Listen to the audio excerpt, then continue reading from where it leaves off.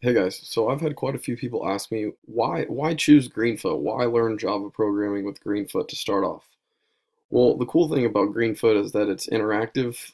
You actually use real Java programming, and there's a big community of where you can ask questions and get responses, as well as a lot of instructional videos for you to quickly get up and running in Java.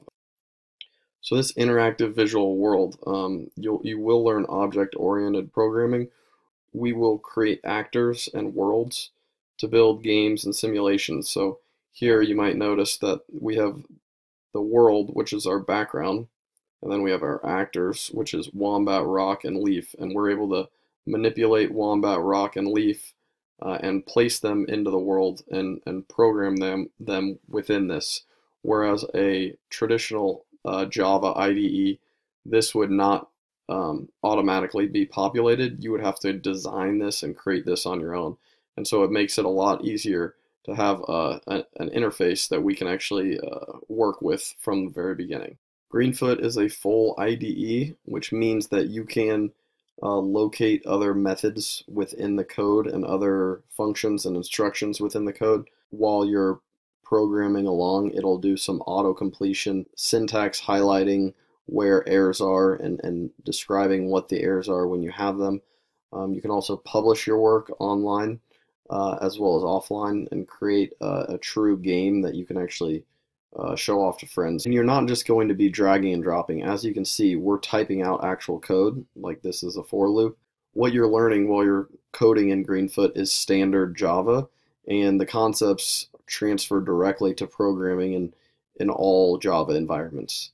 Greenfoot makes the environment easy enough to use for beginners, and so going directly into Eclipse or IntelliJ might be a little bit stressful for someone that's just starting off, but starting out with something like Scratch or a drag and drop program or software like Alice might be a little bit too basic as well, and so it's not quite quick enough. But Greenfoot does a great job of merging that gap between doing a traditional IDE and not being too easy for someone that actually wants to get going in coding quickly. This is the first game I teach you in the 6-hour beginner course that's on my channel. You're this mouse that moves across the screen. You can't go through the walls. You have enemies that fly across the screen and some that bounce up and down and some side to side. If you reach the door, you win the game. The second game we create is this Flappy Bird game. As you can see, it's keeping score of the pipes if you go through them. If you hit the pipes or you hit the ground, you'll lose the game. But once you reach 10, we have you win the game. The second to last game that we create in our 6-hour programming course is this piano project, and we'll use loops and arrays to make a full functioning piano.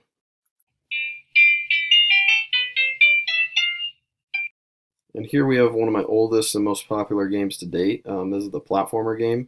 You learn how to jump and land on platforms, as well as having a scrolling background and collect items trying to get to that second level.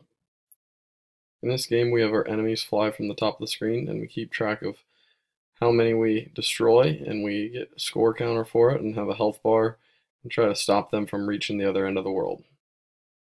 This is one of the more advanced Greenfoot games. This is a zombie survivor.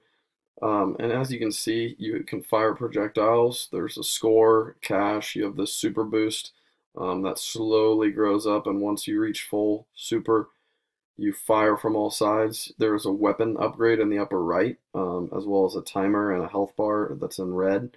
And if you get hit by the zombies, you'll lose the game.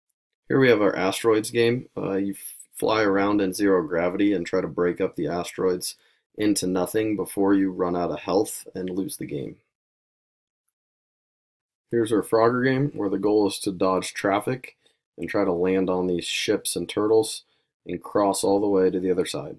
As you guys follow along with these videos, I do not just type out code and you guys copy it down. I really try to explain myself, pose questions, explain vocabulary along the way, especially with the 6-hour course. I really go back between PowerPoints and explaining my code as well as developing the game throughout the entire course. So if that sounds fun and valuable to you, please subscribe to my course and feel free to like the video and leave a comment at the bottom of the page.